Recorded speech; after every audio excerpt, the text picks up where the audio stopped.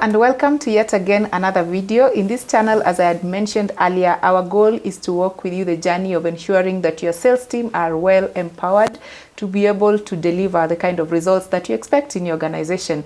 Today we are discussing a very interesting topic as far as sales team is concerned. Why do salespeople hate coming to work, for lack of a better word? I am glad to be joined by Mr. Paminas, who will be shedding more light in this subject. Thank you for joining. Thank you, Mary. That's quite an interesting topic.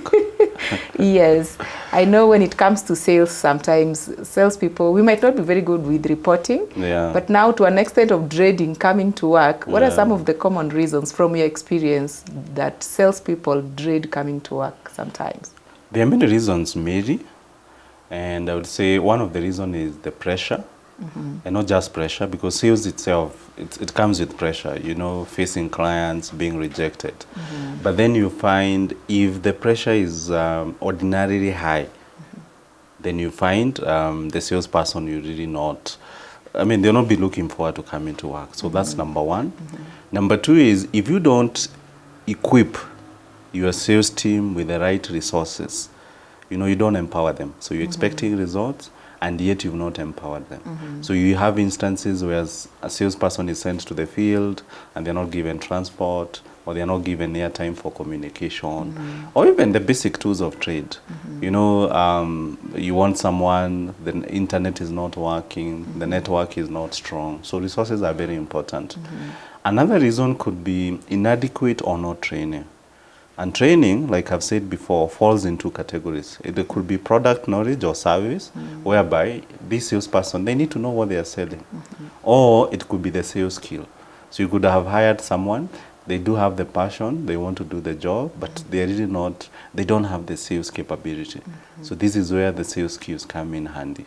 Yeah. Another reason maybe could be the compensation. So as you know, salespeople, I always say that salespeople are quite selfish. And they are like the business owner because they understand the numbers.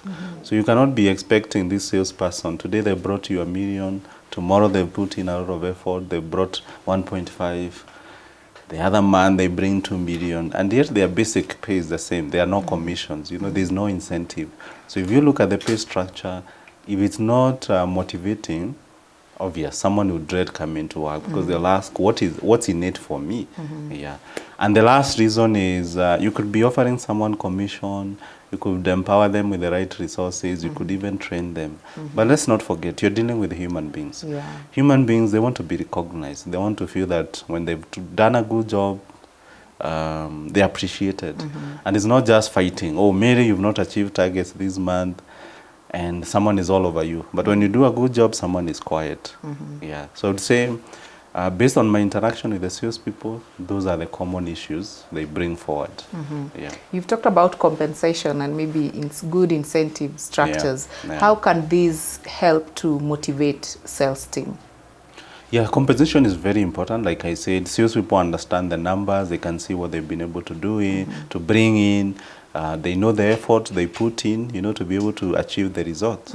So compensation is very important. So some of the things we advise our clients to do is, number one, start with a competitive retainer. So look at a retainer where a salesperson, they can be able to give you your best. For example, you can't pay someone 10,000 and expect someone to pay rent, expect them to commute and even have lunch with that kind of money. So it's too basic. So ask yourself, based on the level that the business is at and the person I'm hiring, what kind of retainer can I afford? It could even be that 10,000. Obviously, if you're a small firm, you're starting, and you're very open about it, then the salesperson will understand. But as the business grows, you need to increase that retainer. So offer a competitive retainer. The second thing you can do is commission-based pay. And I'm a big fan of commission-based pay. Why? Because then if the salesperson puts effort 2-3 times and the business is able to grow, also the salesperson grows automatically. So it's a win-win for the two parties. Yeah. Another form of incentive that I've seen work very well is you can pay bonuses at the end of the year. So if the performance has really been good over a certain period, let's say 6 months or 1 year, why not offer a bonus? Yeah. What else have I seen work? compensation doesn't have to be monetary. So think about non-monetary compensation, for example, training, certificate of recognition, you know, something that someone can show over and beyond the finances. So that goes a long way. I've seen, even when I'm interviewing candidates, some are very proud to say, I was the employee of the month. I was the salesperson of the year, of the region. So that goes a long way in motivating this person. And also lastly, you can also have a team-based incentive, and this can really help to bring the team around. So you can look at it, maybe during your team building session, you look at, oh, as a team, we've done this much. Or even during Christmas, this is what we did, so I'm sharing with you as a team now. Yeah. Great. So as we wrap up, maybe you can share with us, how does training help now to motivate the sales professional? Training is a key component in motivating the sales professionals. Number one, it helps to boost their confidence. So when you teach someone either to do something new or to do something better, their confidence does increase. Another reason is you're able to increase their knowledge. So for example, let's say you offer them training on negotiation skills or how to handle objections from customers. So the next time they meet a customer, they'll be able to handle the customer well because of the increased knowledge. Yeah. Another reason why you should invest in training is job satisfaction.